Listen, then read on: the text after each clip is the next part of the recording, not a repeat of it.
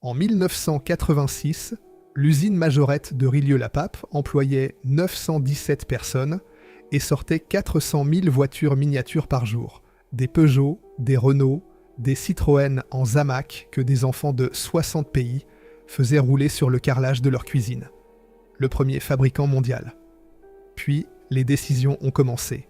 Un livre politique chez Albin Michel, un meeting au stade de Gerland, des filiales déficitaires dans 12 pays, et un transfert de 10 millions de francs de la trésorerie de l'entreprise vers le holding personnel du fondateur. Dépôt de bilan, abus de biens sociaux, condamnation, 8 plans sociaux, fermeture, délocalisation en Thaïlande. Aujourd'hui, un village d'artisans occupe les halles de Rillieux. Aucune plaque. C'est l'histoire d'Émile Véron, cadet de 3 frères lyonnais, qui a quitté l'entreprise familiale pour bâtir un empire, et qui a détruit cet empire en croyant que son succès industriel l'autorisait à se croire chef d'État. C'est aussi l'histoire des frères qu'il a quittés. Leur entreprise, Norev, existe toujours.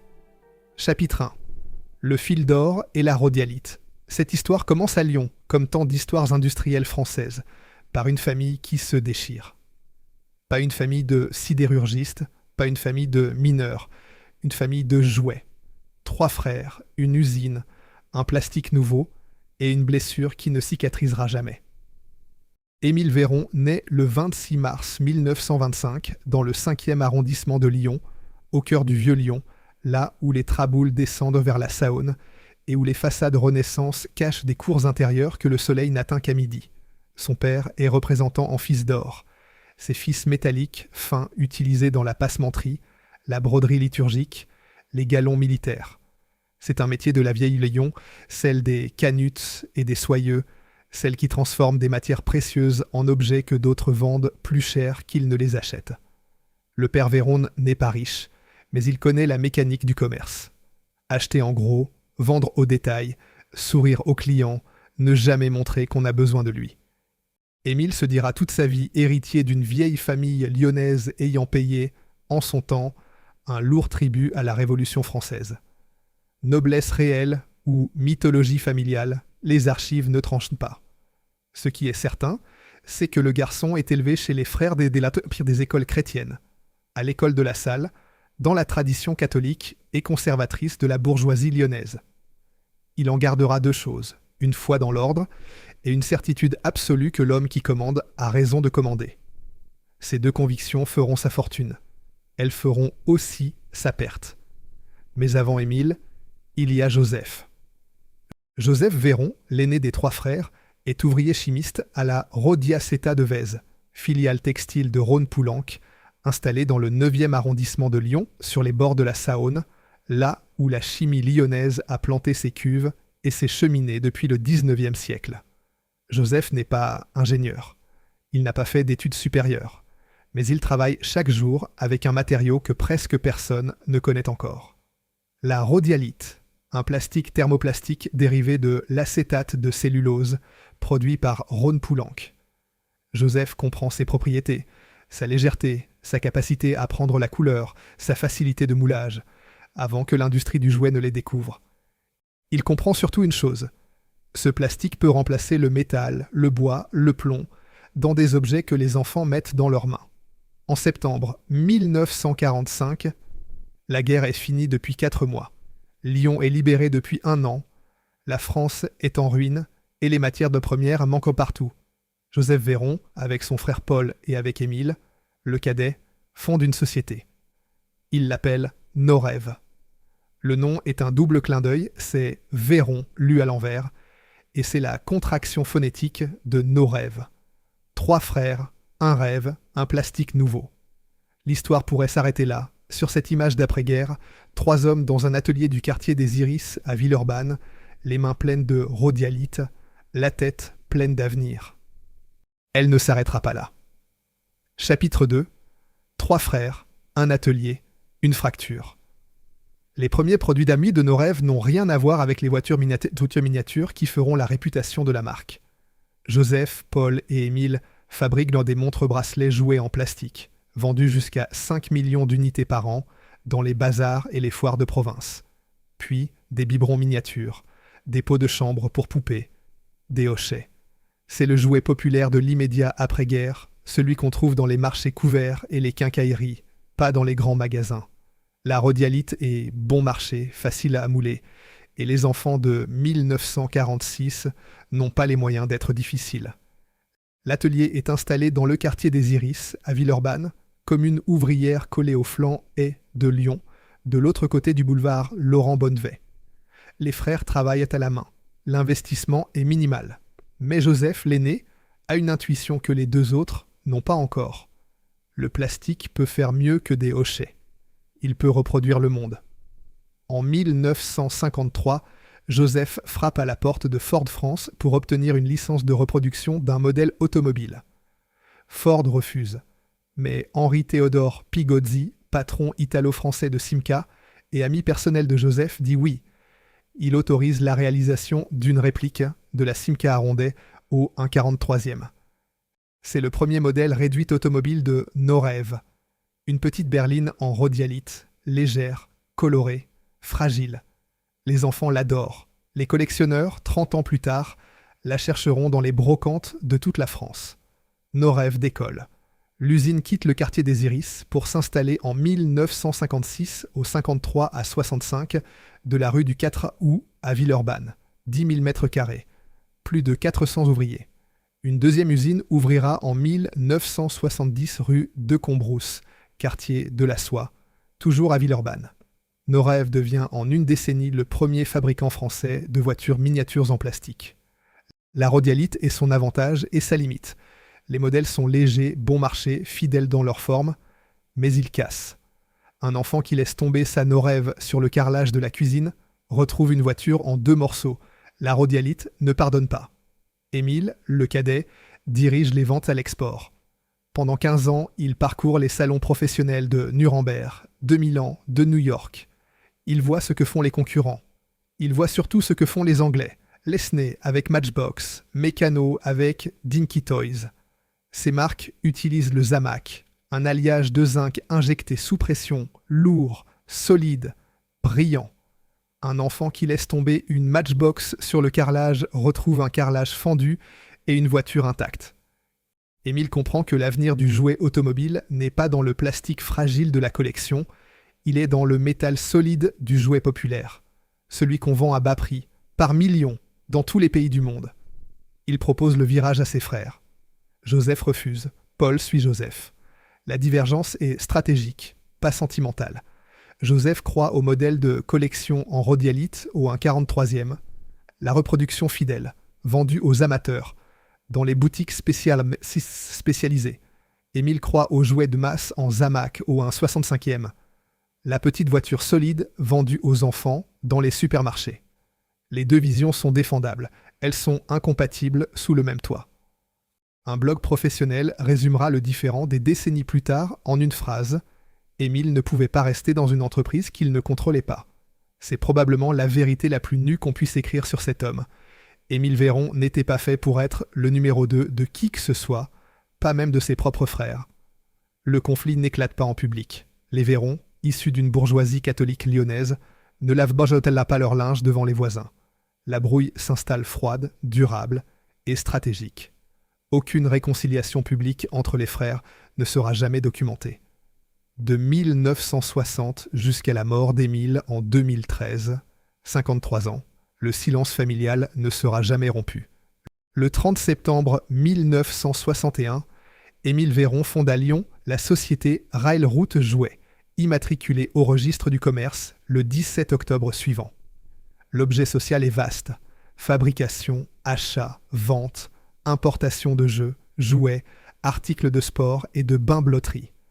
Les premiers produits combinent des trains miniatures, rail, au 143e, et des petites voitures, route, au 165e pour les automobiles, au 100e pour les camions, mais aussi des Scooby-Doo, des Hula Hops, des porte-clés. Émile teste le marché. Il cherche le produit qui accrochera. Les trains sont vite abandonnés. En 1964 sortent les 2 premières voitures portant un nom nouveau. Une BRM et une Porsche de course. Le nom, c'est Marie-Louise qui le trouve. Marie-Louise Colomb épousé le 26 juin 1946, mère d'Alexandre et de Béatrice, femme discrète dans une histoire d'homme bruyant. Les défilés de majorettes sont à la mode dans les fêtes villageoises des années 60, les bâtons tournoyants, les uniformes à galons, les fanfares municipales. Et les majorettes, dit Marie-Louise, sont toujours en tête. Le slogan naît avec le nom. Majorette, toujours en tête. Traduit plus tard pour le marché américain en Leads the Parade. En 1966, la société change officiellement de raison sociale. Railroad jouet disparaît. Majorette naît. Et le cadet qui a quitté ses frères pour régner seul a désormais une marque, un produit et une ambition qui ne connaîtra aucune limite, jusqu'au jour où elle le dévorera. Chapitre 3. Le Zamac et la géographie lyonnaise. Pour comprendre la vitesse à laquelle Majorette va conquérir le monde, il faut d'abord comprendre la géographie qui l'a rendue possible.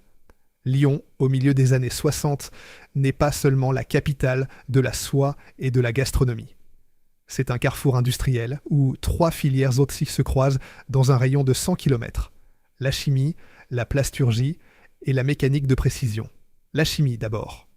Rhône-Poulenc et la Rhodiaceta, installés le long de la Saône et du Rhône, produisent les polymères et les plastiques qui alimentent toute l'industrie régionale. La rhodialite qui a fait nos rêves vient de là. Les plastiques qui serviront au vitrage, aux intérieurs, aux emballages de Majorette viendront de là aussi. La plasturgie ensuite.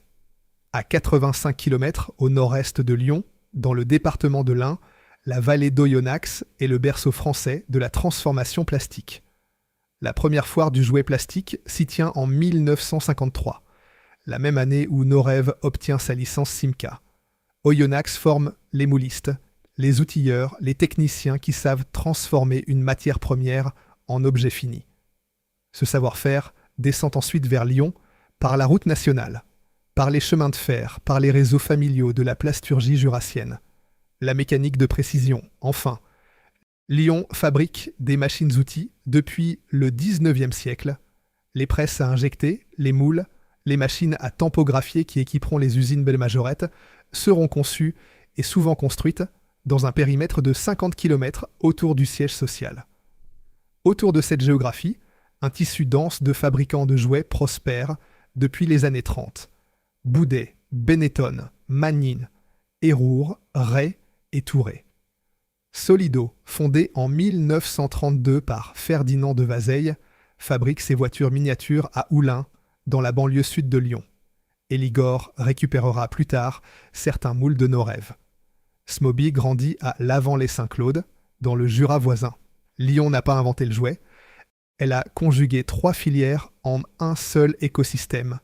Et cet écosystème va permettre à Émile Véron de bâtir en une décennie ce qu'un industriel isolé n'aurait pas pu construire en 30 ans. Le premier atelier sérieux de Majorette s'installe à Caluire-et-Cuire, au 21 à 23 avenue Barthélemy-Timonier, commune résidentielle accrochée à la colline au nord de Lyon, entre le parc de la Tête d'Or et le plateau de la Croix-Rousse. 8800 mètres carrés. C'est là que Majorette apprend son métier. Le Zamac, alliage à 95% de zinc, 4% d'aluminium, complété de traces de base de magnésium et de cuivre, est la clé de tout. Injecté sous pression dans des moules d'acier, il produit des pièces d'une précision remarquable. Les arêtes sont nettes, les surfaces lisses, les détails fins. Et surtout, la pièce est lourde. Elle tient dans la main d'un enfant avec le poids d'un objet réel. C'est cette sensation, le petit poids du métal dans la paume, la fraîcheur du zinc contre les doigts, qui sépare Majorette de tous ses concurrents en plastique. L'enfant qui tient une Majorette tient quelque chose qui ressemble à une vraie voiture, pas un jouet, un objet. Dès 1972, l'usine de Caluire sort 220 000 voitures par jour. Émile pousse les cadences. Il embauche. Il investit. Le taux de croissance annuel atteint 30% pendant toute la décennie 70. Les enfants de France, d'Allemagne, d'Italie, du Brésil choisissent les voitures vives et solides de Majorette contre les fragiles rhodialites de Norev et contre les Dinky Toys, trop chers pour les poches d'un père ouvrier. La marque se positionne frontalement contre Matchbox sur le segment 3 pouces. Même taille, même prix, mais des reproductions plus fidèles des voitures européennes que les enfants voient passer dans la rue. Peugeot, Renault, Citroën, Saviem. Là où le concurrent américain Hot Wheels privilégie les carrosseries fantaisistes, les flammes peintes, les couleurs impossibles, le Lyonnais mise sur le réalisme. Une majorette doit ressembler à la voiture de papa. C'est la promesse. C'est le slogan implicite que Marc Despouy, ambassadeur de la marque en France, résumera des décennies plus tard. Majorette, c'est faire comme papa. Chapitre 4. La cathédrale de Rilieu-Caluire ne suffit plus. En 1973, Émile Véron prend la décision qui va transformer une PME lyonnaise en champion mondial. Il construit une usine neuve, conçue de zéro, sur un terrain vierge de la zone industrielle Périca, à Rilieu-la-Pape, commune populaire du nord de l'agglomération lyonnaise, coincée entre l'autoroute A6 et le plateau des Dombes. 110 rue du Companais. 3 hectares et 200 mètres carrés de terrain. 20 000 mètres carrés bâtis. Ce n'est pas une usine, c'est une cathédrale du jouet. 170 presses automatiques à injecter, de 5 à 400 tonnes de force de fermeture, alignées en rangée dans un hall dont la hauteur sous plafond permet la circulation des ponts roulants et des convoyeurs aériens. Une chaîne de peinture liquide longue de 400 mètres, dotée de 3 cabines de projection électrostatique. Les carrosseries en Zamac circulent sur des balancelles aériennes, suspendues à un rail continu, passant d'une cabine à l'autre, recevant couche après couche la peinture qui fera d'un bloc de métal gris une Peugeot blanche, un taxi parisien noir, un camion Esso rouge et bleu, 17 groupes de machines à tampographier, dont la précision permet de poser le lion doré de Peugeot sur un capot de 8 mm de large, ou les livrets complexes de la police, des pompiers, de Texaco, de Shell. Un bureau d'études pionnier en conception et fabrication assisté par ordinateur. Émile Véron est l'un des premiers patrons de PME français à investir dans la CAO, à une époque où la plupart des fabricants de jouets dessinent encore au crayon sur du papier millimétré. Une machine roboforme pour graver les empreintes de moule par électroérosion, technologie qui permet de reproduire dans l'acier du moule des détails si fins que l'œil nu ne les distingue que sur la pièce finie. Chaque moule coûte une fortune. Chaque moule produit des millions de pièces. Le procédé industriel suit 5 étapes. Le Zamac est fondu à 400 degrés, puis injecté sous haute pression dans le moule d'acier. La pièce se solidifie en quelques secondes. Elle est démoulée et bavurée. Les bavures de métal excédentaires sont retirées à la presse ou à la main. Puis la peinture, projection électrostatique sur les balancelles aériennes, séchage en tunnel, contrôle visuel, puis la tampographie, les décors, les logos, les numéros d'immatriculation, les bandes latérales, posées par tampon encreur sur la carrosserie peinte. Puis l'assemblage, vitrage en plastique transparent, intérieur moulé, essieux et roues montées, le tout clipsé ou collé. Enfin l'emballage, le blister rouge et blanc de Majorette, scellé à chaud, accroché au présentoir tournant dans le rayon jouet du supermarché. Mais l'assemblage ne se fait pas entièrement à Rilieu. Une partie est confiée à des ménagères ouvrières rémunérées à la pièce, travaillant à domicile dans toute l'agglomération lyonnaise, à Caluire, à Rilieu, à Sathonay, à Fontaine-sur-Saône, dans les cuisines et les salons des pavillons de banlieue. Ces femmes assemblent des milliers de voitures par semaine, collent les vitrages, montent les roues, emballent les blisters, le tout sur la table de la cuisine pendant que les enfants sont à l'école. C'est un travail invisible, non déclaré ou à peine déclaré, payé au centime la pièce. Marc Despouy rappellera des décennies plus tard que l'ancrage populaire de Majorette doit beaucoup à ce travail de femmes dans leur cuisine, et les curiosités de couleurs qui font aujourd'hui la joie des collectionneurs, telles Peugeot 205 GT Am à carrosserie noire montée avec un intérieur rouge qui n'était pas prévu pour ce modèle, proviennent souvent de ces ateliers domestiques, où les pièces de séries différentes se mélangeaient parfois dans les cartons. À son apogée, l'usine de Rilieu sort 400 000 voitures miniatures par jour. 400 000. C'est le chiffre que la presse lyonnaise, les nécrologies de 2013, les sites de référence des collectionneurs, tous confirment. En une seule journée de production, Majorette fabrique plus de voitures qu'il n'y a d'habitants à Rilieu-la-Pape. L'effectif monte. En 1988, les archives photographiques de la Bibliothèque municipale de Lyon montrent près d'1 millier de personnes sur le seul site de Rilieu. Le chiffre précis, documenté par le site de référence Solijouet, est de 917 salariés en 1989.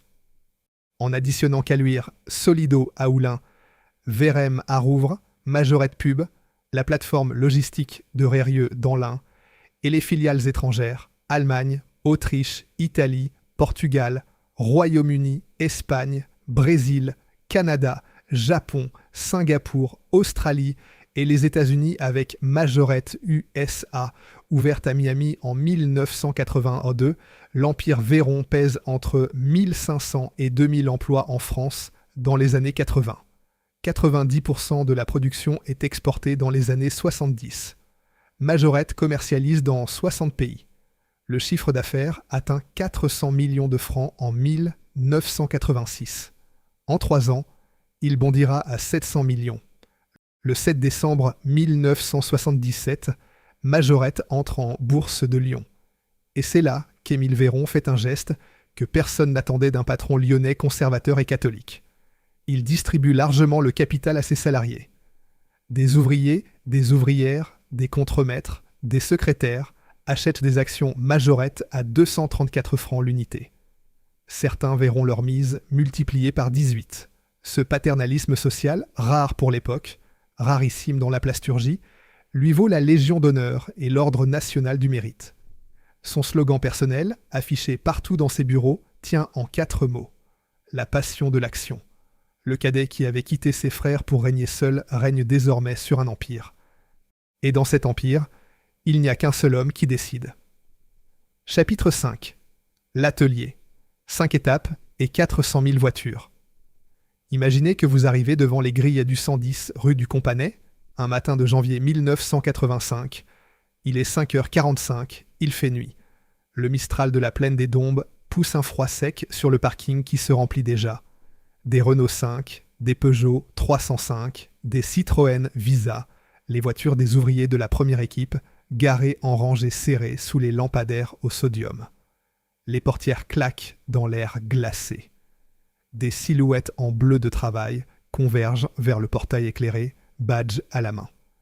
La pointeuse émet son claquement sec, celui que 900 personnes entendent chaque jour, et que chacune d'entre elles cessera d'entendre après la première semaine, comme on cesse d'entendre le tic-tac d'une horloge familière. À 6 heures, la sirène sonne, et l'usine se met en route. Le premier bruit qui frappe un visiteur n'est pas un fracas. C'est un ronronnement sourd, continu, mécanique, celui des 170 presses à injecter tournant ensemble dans le hall principal. Chaque presse est une machine de plusieurs tonnes, équipée de 2 demi-moules en acier trempé qui se referment avec une force de 5 à 400 tonnes selon le modèle. Dans l'entonnoir supérieur, les lingots de Zamac, petits parallélépipèdes gris, livrés par palettes entières depuis les fonderies du nord de la France, fondent à 400 degrés dans un creuset intégré. Le métal liquide, d'un blanc aveuglant dans les secondes qui suivent la fossée et la fusion, est injecté sous haute pression entre les 2 demi-moules. En 3 secondes, le Zamac se solidifie. Le moule s'ouvre. Un bras mécanique ou un opérateur ganté extrait la grappe, une pièce en forme d'arbre, avec au bout de chaque branche une carrosserie, un châssis, un plancher, encore reliés par les canaux d'injection. La grappe est chaude au toucher. Elle sent le zinc, cette odeur métallique un peu aigre que les anciens de Rilieu décrivent encore avec précision, des décennies après leur dernier jour dans l'usine. L'ébavurage vient ensuite. Les bavures, ces filets de métal excédentaires qui se forment aux joints du moule, sont retirés à la presse ou à la lime. C'est un travail de précision manuelle que les machines n'ont jamais entièrement remplacé à Rilieu. Les ébavureuses, presque toutes des femmes, vérifient chaque pièce du bout des doigts, sentant la bavure avant de la voir, détectant au toucher un défaut d'injection que l'œil mettrait 2 fois plus de temps à repérer. Ce savoir-faire tactile ne figure dans aucun manuel. Il se transmet de poste en poste, d'ancienne à nouvelle, dans les gestes silencieux de l'atelier. Puis la peinture. Les carrosseries ébavurées sont accrochées sur des balancelles, des supports métalliques suspendus à un rail aérien continu, comme un télésiège d'intérieur. Le rail fait 400 mètres de long. Il serpente à travers 3 cabines de projection électrostatique où des pistolets automatiques pulvérisent la peinture liquide en un brouillard fin, chargé électriquement, qui se dépose sur le métal avec une régularité que la main humaine ne pourrait jamais atteindre. Blanc pour les ambulances, noir pour les taxis, rouge pompier, bleu gendarmerie, jaune canari pour les Renault 5 destinés au marché allemand. Chaque changement de couleur exige un nettoyage complet des buses, perte de temps, perte de peinture, perte d'argent. Les chefs d'atelier planifient les séries par bloc de couleurs, toutes les blanches d'abord, puis toutes les noires, puis toutes les rouges, pour minimiser les purges. Quand un client passe une commande urgente d'une couleur différente, c'est toute la planification qui saute.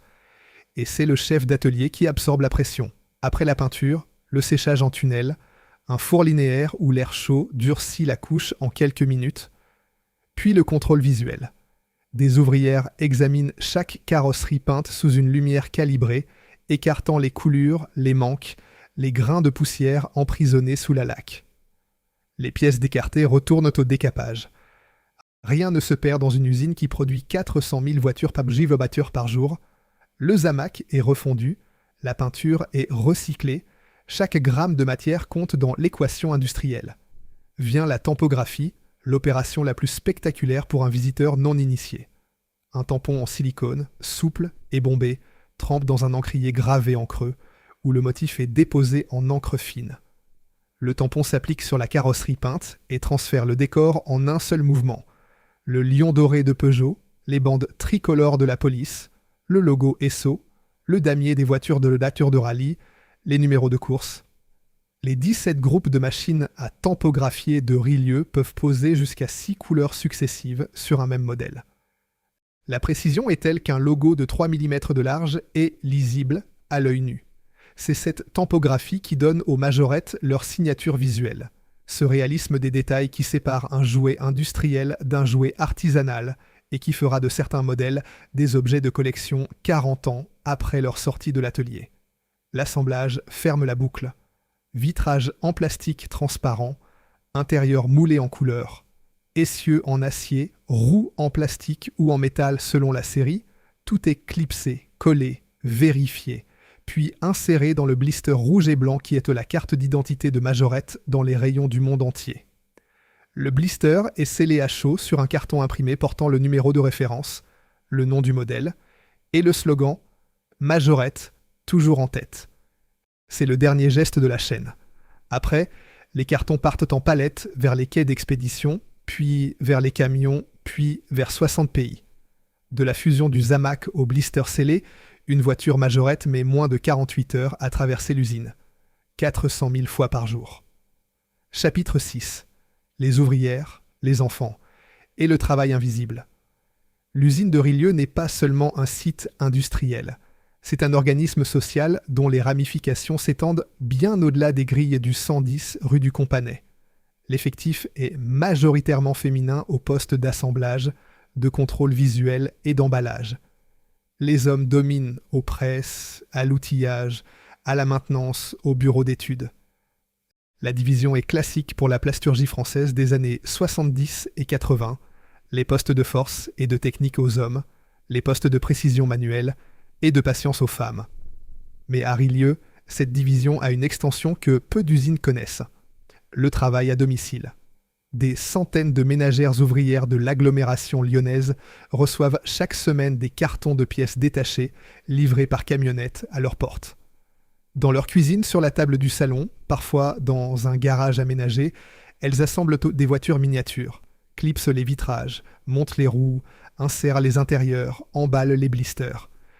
Rémunérées à la pièce, souvent sans contrat formel, travaillant aux heures qui arrangent le feutre, le foyer, le matin quand les enfants sont à l'école, le soir quand ils dorment. Ce réseau de travail domestique est le secret logistique de Majorette. Il absorbe les pointes de production sans que l'usine ait besoin d'embaucher en contrat fixe et il fournit un revenu d'appoint à des femmes qui, dans la France des années 70 et 80, n'ont souvent pas d'autre accès au marché du travail. Ce travail est invisible dans les organigrammes. Il ne figure ni dans les rapports annuels, ni dans les statistiques de l'emploi de Rillieux-la-Pape. Mais il existe dans la mémoire collective de l'agglomération des femmes qui, 40 ans plus tard, racontent encore avoir assemblé des majorettes sur leur table de cuisine et dont les enfants jouaient avec les modèles ratés que la mère ramenait de la chaîne. C'est peut-être la forme la plus pure de l'ancrage populaire de la marque. Des milliers de foyers lyonnais où le jouet et le travail occupaient le même espace domestique. À l'intérieur de l'usine, la journée est rythmée par les 3-8, les 3 équipes de 8 heures qui se relaient sans interruption, 6 jours sur 7. La première équipe commence à 6 heures, la deuxième à 14 heures, la troisième à 22 heures. Les presses tournent jour et nuit. Le zamac ne s'arrête pas de couler. Les balancelles de la chaîne de peinture ne s'arrêtent pas de circuler. Seul le dimanche, l'usine respire. Et encore, les équipes de maintenance travaillent ce jour-là pour préparer les moules du lundi. La cantine de Rillieux sert le déjeuner aux équipes de la première et de la deuxième relève. On y mange correctement, entrée, plat, dessert, comme dans toute cantine d'usine française qui se respecte. Ce n'est pas un sandwich devant la machine. C'est le repas de midi, pris assis entre collègues, dans un réfectoire où le bruit des plateaux remplace pour 1 heure le ronronnement des presses. Le comité d'entreprise organise les activités sociales, arbre de Noël pour les enfants des salariés, voyages organisés, colonies de vacances. C'est le paternalisme industriel à la française, adapté à l'échelle d'une PME devenue grande entreprise. Le patron fournit, le comité d'entreprise redistribue, et les ouvrières de la chaîne d'emballage emmènent leurs enfants au spectacle de Noël dans la salle polyvalente de l'usine, où les petits repartent avec une majorette neuve dans chaque main. Émile Véron cultive cette dimension sociale avec une conviction qui n'est pas feinte. C'est le même homme qui distribue des actions à ses salariés lors de l'entrée en bourse. Le même homme qui se vante de n'avoir jamais eu un jour de grève à Rillieux. Affirmation invérifiable, mais répétée dans toutes ses interviews. Le même homme dont les nécrologies diront 20 ans après la catastrophe, capitaine d'industrie hors norme, au caractère bien trempé, patron charismatique, homme de conviction et de fracas. Mais c'est aussi un homme qui ne délègue pas. Un homme qui veut tout décider. Un homme qui considère les alertes de ses cadres comme des trahisons. Un 917e salarié, interrogé 30 ans plus tard, décrira un patron autocratique dont la générosité sociale n'effaçait pas le contrôle absolu qu'il exerçait sur chaque décision, de la couleur d'un modèle à l'ouverture d'une filiale au Japon. Émile Véron est le fondateur, le PDG, le directeur commercial, le directeur artistique et le stratège en chef de Majorette. Il n'y a pas de directoire, il n'y a pas de contre-pouvoir. Il n'y a qu'un homme debout au sommet de la cathédrale de Rillieux et 900 personnes en dessous qui fabriquent 400 000 rêves par jour. Chapitre 7. 60 pays et la série 200. Au milieu des années 80, Majorette est le premier fabricant mondial de voitures miniatures. Pas le plus prestigieux.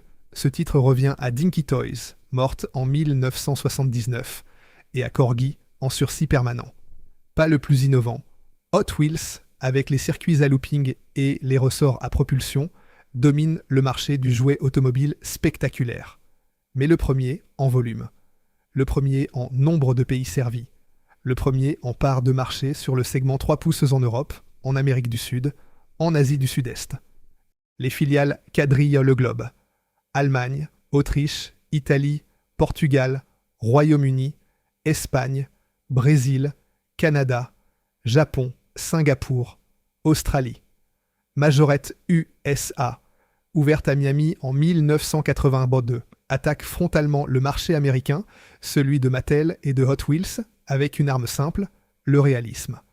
Là où Hot Wheels vend des bolides fantaisistes à flammes chromées, Majorette vend des répliques de Chevrolet Corvette, de Ford Mustang, de Kenworth semi-remorque, des voitures que les enfants américains reconnaissent dans la rue.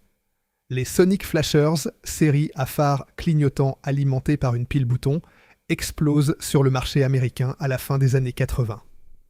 Les Road Eaters, sous licence Pepsi, Cheetos, Campbell's, transforment des boîtes de conserve et des canettes en véhicules à roulettes. L'Amérique mord. Mais c'est le marché européen qui fait la fortune de Rillieux. La série 200, numérotés de 201 à 298, constituent le cœur du catalogue. Chaque référence est une voiture ou un camion ou un 65e vendu en blister individuel au prix d'un paquet de bonbons. La Citroën DS Taxi, la Peugeot 404 Break Police, le camion Bernard, la Renault 4, l'ambulance Citroën CX, ce sont les véhicules du quotidien français miniaturisés avec une fidélité suffisante pour que l'enfant reconnaisse la voiture de son père, le camion du livreur, l'ambulance qui passe en hurlant devant l'école. Certaines de ces références deviendront des légendes de la collection. La Citroën DS Taxi est cotée aujourd'hui jusqu'à 5 000 € dans les bourses d'échange. La Peugeot 404 Break Police atteint 375 €. Le camion Bernard Scraper vert et orange, 490 €. Ces prix, pour des objets qui valaient quelques francs à leur sortie d'usine, mesurent la distance entre ce que Majorette était et ce que Majorette était devenu. Une mémoire. La Peugeot 205 GT, référence 281, sortie en 1985, est le modèle le plus vendu de toute l'histoire de Majorette. Plus de 5 millions d'exemplaires. 5 millions de petites GT rouges, blanches, noires, grises, dispersées dans les bacs à sable, les cours de récréation, les boîtes à chaussures sous les lits d'enfants de 5 continents. C'est un chiffre qui donne le vertige et qui mesure, mieux que n'importe quel bilan comptable, ce que l'usine de Rilieu représentait dans la vie quotidienne de millions de familles. À côté de la série 200, les séries spéciales se multiplient.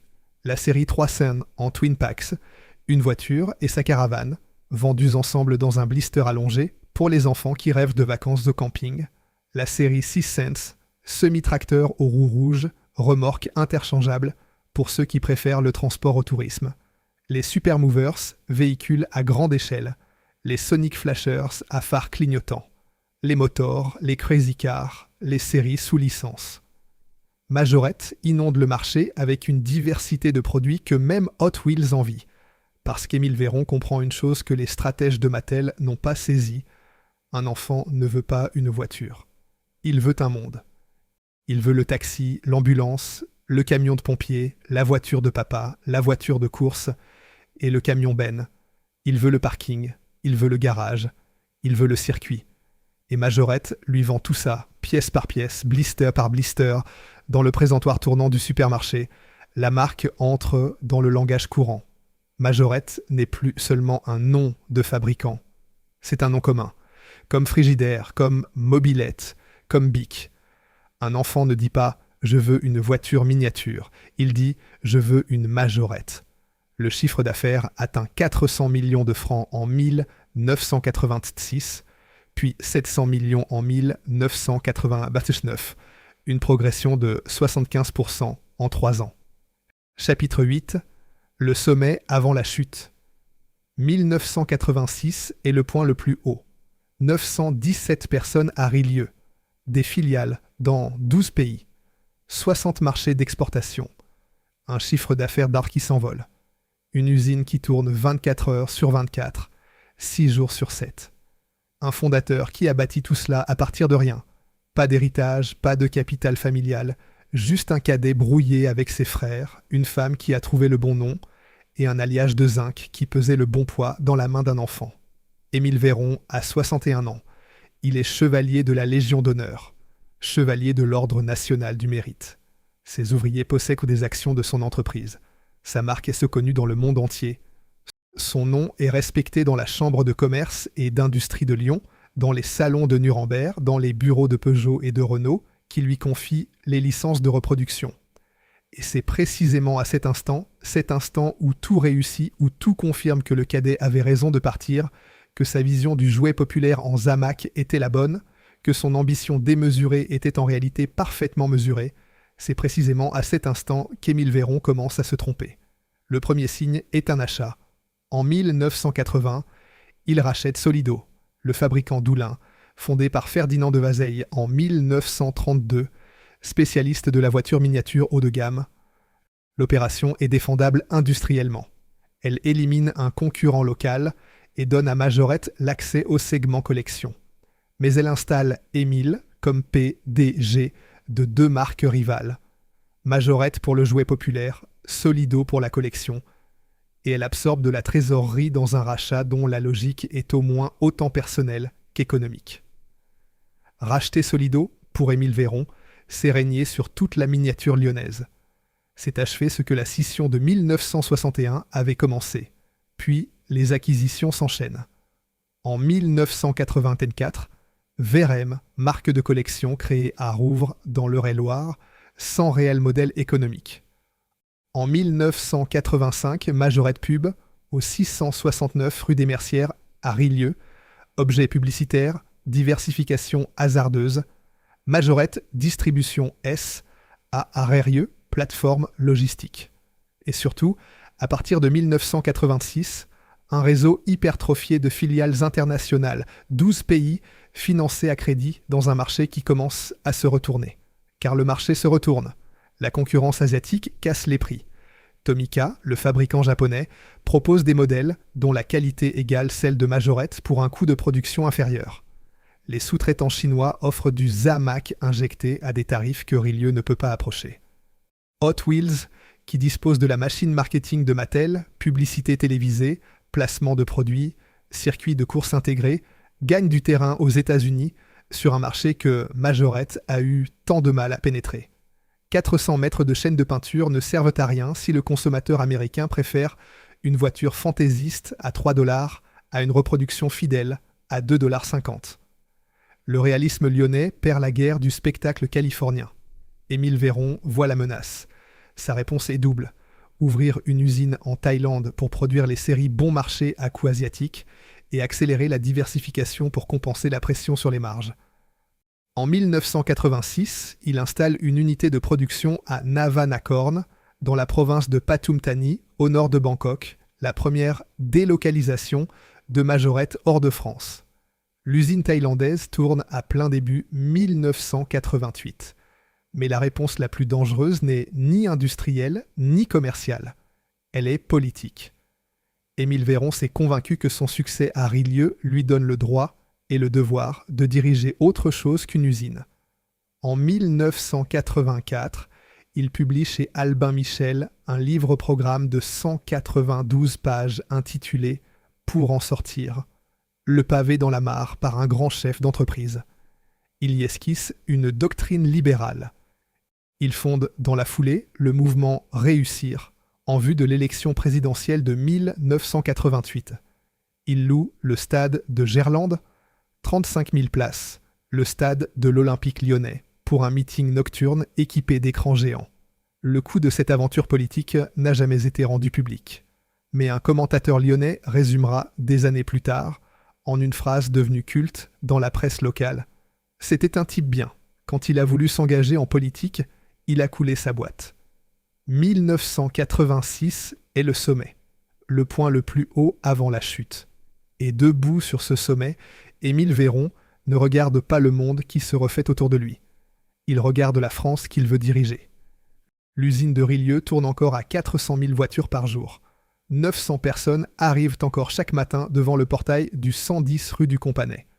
Mais les premières pertes tomberont dès 1989. Le cadet qui voulait régner seul a commencé à confondre la vitrine industrielle avec la tribune politique. Et l'empire qu'il a bâti en 25 ans mettra 3 ans à s'effondrer.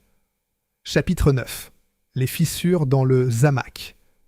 Les premières pertes tombent en 1989. Pas une catastrophe, pas encore. Un glissement. Le chiffre d'affaires a atteint 700 millions de francs. Un record absolu. Mais les charges ont grimpé plus vite que les recettes.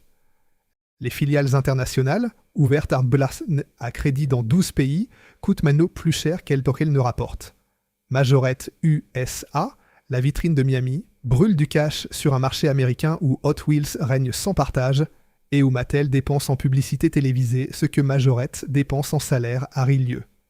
Le réseau de distribution allemand, le plus rentable d'Europe, ne suffit pas à compenser les pertes des filiales portugaises, brésiliennes, singapouriennes, ouvertes pour la gloire, maintenues par la fierté, déficitaires depuis le premier jour. À Rilieu, les cadres voient très là les chiffres. Ils les remontent à la direction. Ils se heurtent à un mur. Émile Véron ne délègue pas. Il ne délègue rien. Pas la stratégie, pas les investissements, pas les embauches, pas les couleurs des modèles, pas les contrats avec les fournisseurs de Zamac, pas les négociations avec Peugeot ou Renault pour les licences de puissances de reproduction. Tout passe par lui. Tout doit passer par lui. Les cadres qui insistent, qui présentent des tableaux, qui proposent des coupes dans les filiales déficitaires, sont traités non pas comme des collaborateurs loyaux, mais comme des insubordonnés. Un salarié de l'époque, interrogé 30 ans plus tard, décrira un homme qui considérait les alertes de ses cadres comme des trahisons. Le mot est fort. Il est choisi avec soin. C'est le mot d'un homme qui a vu son patron refuser d'entendre ce que tout le monde autour de lui voyait. Ce que tout le monde voyait, c'était ceci. Le marché mondial du jouet s'était retourné en moins de 10 ans. La première cause était structurelle. L'enfant des années 80 ne jouait plus comme celui des années 70. La télévision avait créé de nouveaux univers, les Transformers, les maîtres de l'univers, les chevaliers du Zodiaque, qui exigeaient des jouets narratifs, pas des reproductions réalistes. Un enfant de 1975 voulait la voiture de papa, en miniature. Un enfant de 1987 voulait le robot qui se transformait en avion. Majorette, avec ses Peugeot et ses Renault fidèlement reproduites, proposait le monde tel qu'il est. Le marché voulait le monde tel que la télévision l'inventait. La deuxième cause était géographique. L'Asie avait appris à injecter le Zamac. Tomica, au Japon, produisait des modèles dont la qualité rivalisait avec celle de Rillieux, à un coût de main-d'œuvre 3 fois inférieur. Les fonderies chinoises de Guangdong et du Zhejiang offraient du Zamac coulé à des tarifs que l'industrie lyonnaise ne pouvait pas approcher. Pas avec 900 salariés payés au minimum conventionnel français, pas avec les charges sociales, pas avec les normes de sécurité, pas avec le comité d'entreprise et les colonies de vacances et l'arbre de Noël. Le Zamac, qui avait fait la fortune de Majorette, devenait une commodité mondiale. Et une commodité mondiale se fabrique là où la main-d'œuvre coûte le moins cher. La troisième cause était concurrentielle. Hot Wheels, adossé à Mattel, disposait d'un budget marketing que Majorette ne pouvait pas égaler. Les circuits orange à looping, les publicités télévisées du samedi matin, les placements de produits dans les dessins animés, Mattel ne vendait pas des voitures, il vendait un spectacle. Majorette vendait des répliques fidèles dans un blister rouge et blanc. Sur un présentoir tournant de supermarché, face à un écran de télévision, le présentoir perd. Émile Véron avait vu ces 3 menaces. Sa réponse avait été l'usine thaïlandaise de Navanakorn, ouverte en 1986, produire les séries bon marché en Asie pour sauver les marges. Mais l'usine thaïlandaise ne résolvait qu'un problème sur 3. Elle baissait les coûts de production des séries d'entrée de gamme. Elle ne répondait ni à la révolution du jouet narratif, ni à la puissance marketing de Mattel. Et elle créait un problème nouveau. Rillieux produisait désormais à plein régime des modèles dont une partie pouvait être fabriquée à moindre coût en Thaïlande. La logique industrielle, froide et implacable, posait une question que personne à Lyon n'osait formuler à voix haute.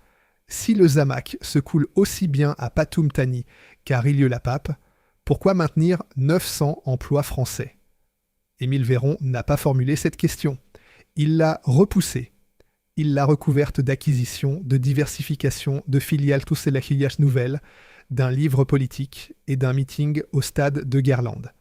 Pendant que ses cadres comptèrent les pertes, il comptait les pays. Chapitre 10. Le hold-up tranquille. La faute décisive ne survient pas sur un champ de bataille commercial. Elle survient dans un bureau, devant un document financier, fin 1991. Majorette est cotée en bourse de Lyon depuis 1977. Les salariés détiennent des actions. Le public détient des actions. Émile Véron contrôle l'entreprise via un holding familial nommé Goujet, du nom d'un lieu-dit, pas d'une personne. Goujet détient la majorité des parts. Mais Goujet a besoin de liquidités. Les aventures politiques, les filiales déficitaires, les acquisitions hasardeuses ont creusé un trou dans les finances personnelles du fondateur. Fin 1991, Émile Véron prend une décision dont il ne mesurera les conséquences que trop tard. Il fait racheter par Majorette, la société cotée, celle des salariés actionnaires, celle du public, 100 000 de ses propres actions pour un montant supérieur à 10 millions de francs au profit du holding Goujet. Autrement dit, il utilise la trésorerie de l'entreprise pour renflouer sa holding personnelle. L'argent des salariés, l'argent du public, l'argent qui devrait servir à moderniser les presses et à financer la recherche, cet argent part chez Goujet, c'est-à-dire chez Émile Véron. Son fils Alexandre, né le 20 novembre 1955, est associé à l'opération. Alexandre travaille dans l'entreprise. Il connaît les chiffres. Il signe les documents. Père et fils, dans le bureau de la direction, valident ensemble un transfert de fonds qui, en droit français, porte un nom précis, l'abus de biens sociaux. Ce n'est pas un vol spectaculaire. Ce n'est pas un détournement de millions dans un paradis fiscal. C'est un geste de patron qui considère que son entreprise lui appartient, qu'il peut piocher dans la caisse comme il piocherait dans son propre portefeuille, parce que la caisse, c'est lui qui la remplit. C'est le geste d'un homme qui ne fait pas la différence entre sa fortune personnelle et le bilan de sa société cotée. C'est la confusion fatale du fondateur qui confond le patrimoine industriel avec le patrimoine familial. 10 millions de francs, 100 000 actions, un document signé dans un bureau de Rilieu.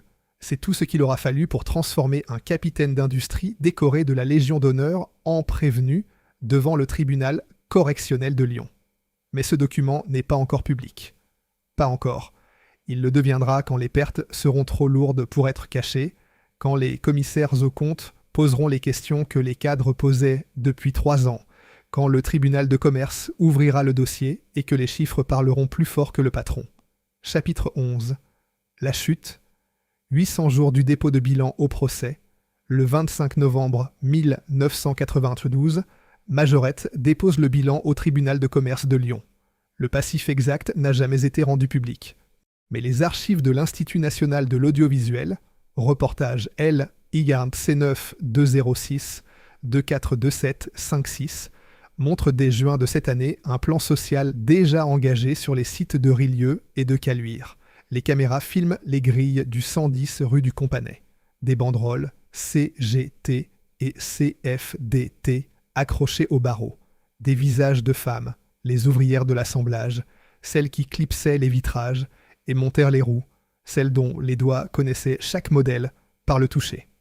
La CGT lyonnaise, historiquement forte dans la plasturgie régionale, mène les négociations frontales. Le syndicat exige des garanties d'emploi, des indemnités de licenciement supérieures au minimum légal, un plan de reclassement digne de ce nom. La CFDT, plus pragmatique dans cette usine où elle est minoritaire, travaille sur l'accompagnement individuel, les conventions de conversion, les bilans de compétences, les formations de reconversion pour des ouvrières dont le seul savoir-faire reconnu est l'assemblage de jouets miniatures. Le savoir-faire tactile des ébavureuses, la précision des tampographes, la vitesse des assembleuses, rien de tout cela ne figure dans une nomenclature officielle de qualification. Ces femmes savent fabriquer des majorettes. Le marché du travail de Rilieu-la-Pape, en 1992, n'a besoin de personne pour fabriquer des majorettes. La procédure de redressement judiciaire débouche en avril 1993 sur une cession au groupe français Idéal Loisirs. Le prix de la cession n'est pas rendu public. Ce qui est public, c'est le coût humain. Environ 400 licenciements. 400 personnes qui quittent l'usine en emportant leur bleu de travail et en laissant derrière elles les presses, les moules, les balancelles de la chaîne de peinture qui tournaient encore la veille. Émile et Alexandre Véron quittent la direction. Le fondateur a 68 ans. Il a bâti cette usine à partir de rien. Il l'a portée au sommet mondial. Et il en sort par la porte du tribunal de commerce, dessaisi, écarté, remplacé par des repreneurs qu'il n'a pas choisis. Mais le tribunal de commerce n'est pas la fin de l'histoire. C'est le début d'une autre. En juillet 1993, Émile Véron est mis en examen pour abus de biens sociaux. Les archives de l'INA, reportage CA B93072406, montrent les derniers plans de l'usine de Rilieu tournés ce jour-là. Les ouvrières à leur poste d'assemblage, les emballages défilant sur le tapis roulant, les blisters rouges et blancs empilés dans les cartons d'expédition. L'usine tourne encore. Les ouvrières travaillent encore. Et leur patron est en train d'être mis en examen pour avoir siphonné la trésorerie de leur entreprise vers son propre holding familial. C'est l'image la plus forte de toute cette histoire. Pas les grilles fermées, pas les banderoles syndicales. L'image des mains des ouvrières continuant à assembler des voitures miniatures pendant que leur patron comparaît devant un juge d'instruction. La normalité du travail face à l'anormalité de la trahison. Le geste mécanique des doigts qui clipsent d'un vitrage, répété des milliers de fois par jour, pendant que dans un bureau du palais de justice de Lyon, quelqu'un lit à voix haute le montant du transfert. 10 millions de francs. 100 000 actions. Holding Gouget. Le procès se tient devant le tribunal correctionnel de Lyon en 1995. Les faits sont précis et documentés. Le rachat par l'entreprise elle-même de ses propres actions, au bénéfice du holding personnel du fondateur. Ce n'est pas une accusation vague de mauvaise gestion. C'est un transfert financier identifié, daté, chiffré, signé. Le parquet requiert 18 mois de prison avec sursis et 500 000 francs d'amende. Émile Véron est condamné à 1 an de prison avec sursis et 100 000 francs d'amende. Son fils Alexandre, lui aussi mis en examen, bénéficie de suites plus clémentes. Les sources publiques ne détaillent pas la peine exacte. La qualification retenue est l'abus de biens sociaux au sens strict, pas la banqueroute frauduleuse. La distinction juridique est importante. La banqueroute impliquerait une intention de ruiner l'entreprise. L'abus de biens sociaux implique une confusion entre les intérêts du dirigeant et ceux de la société. Émile Véron n'a pas voulu détruire Majorette. Il a voulu se servir dedans. La nuance pour un juriste est fondamentale. Pour les 400 ouvriers et ouvrières licenciés, elle est parfaitement inaudible. Émile Véron ne sera jamais publiquement déchu de sa Légion d'honneur. Chapitre 12. 8 propriétaires, un entrepôt, et le silence. Après Émile Véron, Majorette ne meurt pas d'un seul coup. Elle meurt 8 fois. Idéal, Loisir, le repreneur de 1993, ne redresse pas. L'entreprise manque de moyens, de stratégie, de vision. Les plans sociaux continuent. En janvier 1996, le groupe allemand de bureautique Triumph Adler rachète l'ensemble via Ideal Loisir. Un fabricant de machines à écrire qui rachète un fabricant de voitures miniatures, la logique industrielle est introuvable. Triumph Adler promet des investissements. Les investissements ne viennent pas. Autour de 2000, Triumph Adler se désengage à son tour. 8 plans sociaux se succèdent entre 1992 et 2001. 8 vagues de licenciements. 8 fois, les délégués syndicaux négocient dans des bureaux de direction dont les occupants changent d'un plan à l'autre. 8 fois, des hommes et des femmes quittent le 110 rue du Companais avec un chèque de solde de tout compte et aucune perspective d'emploi dans une commune qui perd ses usines, les unes après les autres. Grundig a déjà fermé partiellement. La chimie lyonnaise se restructure. La plasturgie migre vers l'Asie. Les 8 et 9 octobre 2001, la fermeture définitive de l'usine de Rillieux-la-Pape est annoncée. Les chiffres varient selon les sources. 237 licenciements selon certaines, 330 salariés présents au moment de l'annonce selon l'usine nouvelle. La variation elle-même est un symptôme.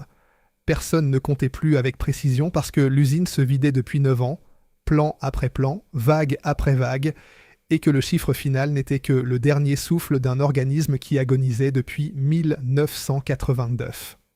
La fermeture est effective le 31 janvier 2002.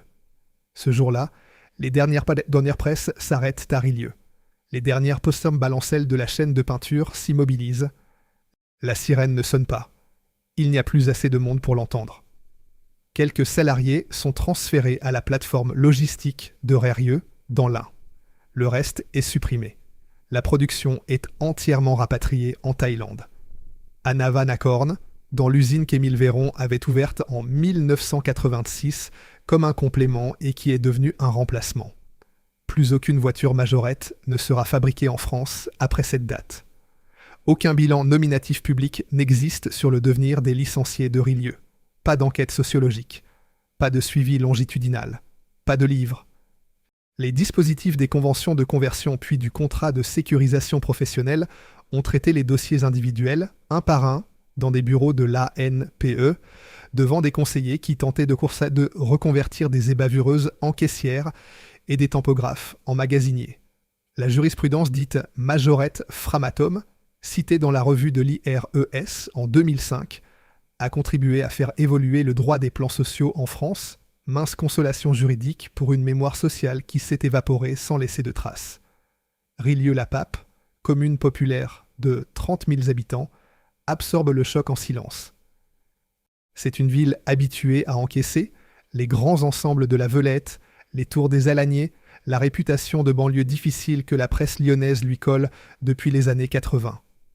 L'usine Majorette n'était pas le seul employeur de Rillieux, mais elle était le plus visible, le plus connu, celui dont le nom disait quelque chose même à ceux qui n'y avaient jamais travaillé. Quand les grilles se ferment définitivement, c'est un pan de l'identité de la commune qui disparaît avec elle. La marque, elle, continue de changer de main. En juin 2003, Smoby, le géant jurassien, rachète Majorette et la rebaptise Smoby Majorette. En octobre 2007, Smoby est en redressement judiciaire. En mars 2008, Majorette est attribuée au fonds français M129, tandis que Smoby et Berchet passent au groupe allemand Simba Dickey. En novembre 2009, Majorette est de nouveau en redressement judiciaire, cette fois devant le tribunal de commerce de Paris. En février 2010, cession définitive à Smoby Toys, filiale de Simba Dickey Group, siège à Fürth en Bavière. 6 propriétaires en 17 ans. 6 promesses de relance. 6 fois le même scénario. Un repreneur arrive, promet, ne tient pas, revend ou dépose le bilan. La marque française est désormais allemande. Les montants de ces rachats potitas successifs n'ont jamais été rendus publics, comme si le prix de Majorette était devenu un secret honteux, trop bas pour être dit à voix haute. Chapitre 13. Le Zamac de Pathum Thani. En 2026, Majorette existe toujours, mais plus rien ne la relie à Lyon, sauf le souvenir. L'usine se trouve au 60,10 Navanakorn, Estate 2, Faoliotin Road, à Klongluang, province de Pathum Thani, à 40 km au nord de Bangkok. 13 000 m² reconstruits après les inondations de la mousson de 2011, qui avaient noyé le site sous plus de 2 mètres d'eau et forcé le groupe à transférer temporairement la production chez le sous-traitant chinois Loyal Bright. Environ 600 salariés thaïlandais produisent aujourd'hui l'ensemble des voitures miniatures Majorette commercialisées dans une cinquantaine de pays. Quelques circuits et parkings sont encore fabriqués dans l'usine Smoby d'Arintode, dans le Jura.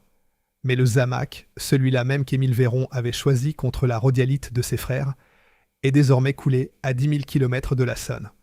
Le groupe Simba Dickey affiche un chiffre d'affaires consolidé de 711,7 millions d'euros en 2024, en croissance de 5,4%. L'ensemble Majorette, Smoby, Corolle, Jada, Pico et Zimpli pèse 253,8 millions d'euros. Le chiffre d'affaires propre à Majorette n'est pas isolé dans les bilans publics. La marque est une ligne de produits dans un portefeuille allemand, pas une entreprise. En 2025, un relaunch complet, nouveau logo, nouvelle identité, a été déployé en magasin, pleinement effectif en 2026. Les Majorettes de 2026 sont jolies, solides, bien peintes. Elles pèsent le bon poids dans la main d'un enfant. Elles ne portent aucune trace de ce qu'elles ont été. Sur le site historique de Rillieux-la-Pape, 25 259 m² ont été cédés en 2017 et 2018, deuxième plus grosse opération d'immobilier d'entreprise de la décennie à Lyon, à l'opérateur KR Promotion. Les halles de Rillieux ont été transformées en village d'artisans d'une centaine de cellules. Des menuisiers, des ferblantiers, des réparateurs de vélos occupent les espaces où les presses à injecter crachaient 400 000 voitures par jour. Une partie du site accueille les archives de la société Everial, une autre, un concessionnaire automobile. Sur le site de Caluire, avenue Barthélemy-Timonier, les 8800 m² de la première usine Majorette, vendue à Maya Immobilier, sont devenus en 2025 la plateforme logistique Major Fret, dédiée à la livraison du dernier kilomètre. des camionnettes de livraison, là où des camions chargés de palettes de blisters partaient vers 60 pays. Aucune plaque ne commémore Majorette à Rilieu. Aucun musée, aucune rue, aucune stèle, aucun panneau, même discret, n'indique qu'ici, pendant 30 ans, 1 millier de personnes ont fabriqué les jouets les plus vendus du monde. Seul le musée du jouet de Moirans-en-Montagne, dans le Jura, et une exposition villeurbanaise de 2015 intitulée « Les voitures tard de nos rêves » ont évoqué la mémoire de l'industrie du jouet Véron. L'industrie du jouet Véron. Car l'ironie finale de cette histoire tient en une phrase « Nos rêves, l'entreprise que Majorette a failli racheter en 1986 lors de son propre dépôt de bilan, existe toujours en 2026. Majorette a disparu comme entreprise française. Nos rêves n'a pas disparu. » Joseph Véron, l'aîné des trois frères, celui qui avait refusé le virage Zamac, passe la main en 1986 à Marc Fischer de Blanitza, membre de sa belle famille. La famille Fischer de Blanitza fait exactement le contraire de ce qu'Émile avait fait. Elle abandonne le jouet grand public, vire vers la miniature de collection haut de gamme, en partenariat direct avec Peugeot, Citroën et Renault pour leur réseau de concessionnaires. Les usines villeurbanaises ferment en 1991. La production part en Chine dès 2001, comme Majorette, mais à une échelle radicalement différente. Nos rêves SAS siège aujourd'hui au 70 à 72 avenue de Bolène, à Vol-en-Velin. C'est lyonnais. Capital de 102 000 €. 10 à 19 salariés. Chiffre d'affaires de 15,05 millions d'euros au dernier bilan public. Président, Axel Fischer de Blanitza, 3e génération. 3 générations plus tard, Nos rêves restent une petite entreprise familiale française indépendante. Majorette, multipliée par 100 en taille à son apogée, est devenue une ligne dans un bilan allemand. Émile Véron, qui avait quitté ses frères pour régner plus grand, a été dépassé dans la durée par ceux qu'il voulait écraser. Chapitre 14. Ce qui reste. Aucune réconciliation publique entre les frères Véron n'a jamais été documentée. De 1960 à la mort d'Émile, 53 ans de silence familial. On ne sait pas si Joseph et Émile se sont revus. On ne sait pas si Paul a tenté une médiation. On ne sait pas si les neveux et nièces Fischer de Blanitza à Vol-en-Velin et Alexandre Véron à Lyon se croisent quiquant parfois dans les allées du salon de Nuremberg sans se saluer. Le silence des Véron est aussi impénétrable que celui des halles vides de Rilieu. Émile Véron rebondit après la condamnation. Il fonde avec Marie-Louise une petite société, Cibo. On ne sait pas ce que le sigle signifie. On ne sait pas ce qu'elle produit. On ne sait pas si elle prospère. Il vit ses dernières années à Saint-Bernard, dans l'Ain, village calme au bord de la Saône, à 20 km de l'usine qui portait sa marque. Marie-Louise meurt en 2005. Émile lui survit 8 ans. Il meurt le 20 novembre 2013, à l'âge de 88 ans, le jour même de l'anniversaire de son fils Alexandre, né le 20 novembre 1955. Il est inhumé le 25 novembre à l'église de Saint-Bernard. La presse lyonnaise lui consacre de longs articles. Lyon Mag, Lyon People, Lyon Entreprise, Le Progrès, France, 3 Auvergne-Rhône-Alpes. Les mots reviennent identiques d'un titre à l'autre. Capitaine d'industrie hors norme, patron charismatique, la passion de l'action. Les articles admirent le pionnier. Ils sont discrets sur le condamné. Ils ne mentionnent presque pas les 400 licenciés de 1993, ni les 237 de 2001, ni les 8 plans sociaux, ni les ouvrières qui s'absobjemaient Bogel et qui assemblaient des blisters pendant que leur patron passait devant le juge d'instruction. La mémoire lyonnaise retient le bâtisseur. Elle efface les décombres. Aujourd'hui, à Pathum Thani, 600 ouvriers thaïlandais coulent le Zamac dans des moules d'acier. Les voitures sortent brillantes, lourdes, colorées. Elles pèsent le bon poids dans la main. Des enfants de Bangkok, de Sao Paulo, de Hambourg, du Caire les font rouler sur le carrelage de la cuisine, comme des enfants de Lyon, de Marseille, de Rennes les faisaient rouler il y a 40 ans. La Majorette de 2026 est un bon jouet. Elle n'est plus un jouet français. À Vol-en-Velin, dans un petit bureau du 70 à 72 avenue de Bolène, une dizaine de personnes choisissent les couleurs des rééditions de la DS 1956. Norève, la marque des trois frères, celle que le cadet avait quittée pour la dépasser, celle dont le nom signifie nos rêves, est toujours là. Petite, familiale, française, indépendante, les deux rêves lyonnais ont survécu. Mais le plus humble, celui qui n'a pas cherché à régner, a survécu mieux. Il ne reste rien à Rilieu. Pas de plaque, pas de musée, pas de rue Émile Véron, pas de square des ouvrières de Majorette. Le village d'artisans du 110 rue du Companais est un lieu agréable, vivant, utile. Personne ne s'y arrête pour penser qu'ici, pendant 30 ans, des femmes collaient des vitrages et des hommes fondèrent du zinc, et que le résultat de leur travail se retrouvait dans les mains de millions d'enfants, dans 60 pays, tous les jours de la semaine. 400 000 voitures par jour, 917 personnes, 60 pays, 0 plaque. Le Zamac est toujours lourd dans la main d'un enfant, mais il ne pèse plus rien dans la mémoire de Lyon.